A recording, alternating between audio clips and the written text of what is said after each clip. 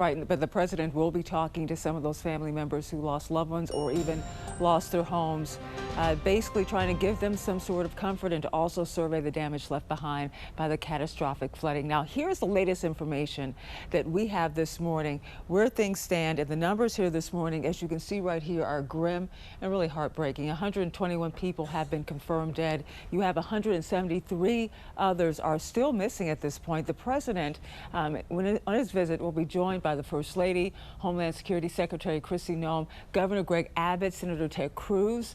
Meantime, help continues to pour into the region. Locals are getting really imaginative here. They're doing some creative things. You see them here. They're bringing in mules to help haul off debris as cleanup continues. Crews are really getting their first look at how devastating and severe the storms were. Well, we've found signage from Camp Heart of the Hills. That's up there by Camp Mystic. That's 30 miles away.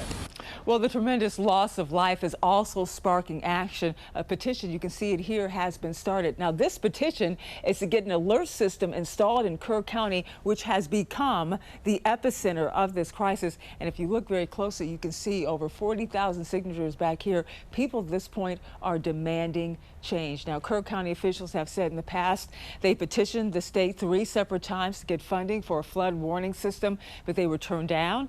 Texas Governor Greg Abbott said earlier this week a special session of the Texas legislature at the end of the month is going to address some of these issues as well. Now, we're going to keep track of everything at thenationaldesk.com.